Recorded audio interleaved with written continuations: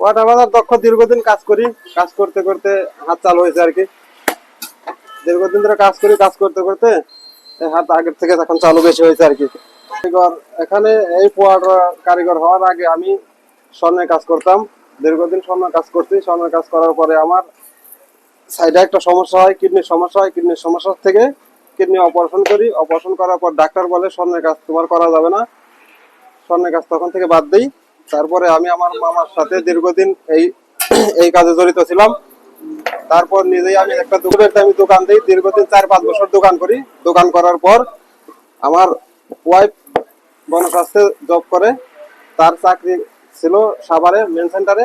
তার হঠাৎ বদলি হয় কক্সবাজার।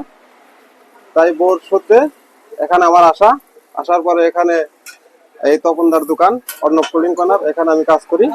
দীর্ঘদিন ধরে কাজ করছি, আজ 3 বছর যাবত।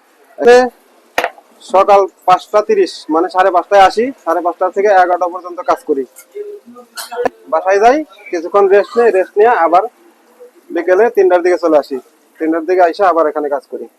প্রতিদিন সকালবেলা আমাদের 10 থেকে 12 কেজি ময়দা যায়। এখানে 200 থেকে 250 পোয়াটা হয়। আমি বিগত 1 যুগের উপরে মানে 12 বছরের উপর হবে এই কাজটা করি। এই কাজে আমি রানিং আছি।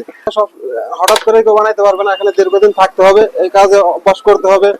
যে কোনো একটা কাজ মানে করতে করতে অভ্যাস, মানুষ অভ্যস্ত। কাজ জানা না থাকলে তো পারবে না। আমি কাজ করি, প্রতিদিনের টাকা আমার প্রতিদিন দিয়ে দেওয়া হয়। আমার হাজিরা 500 টাকা রোজ।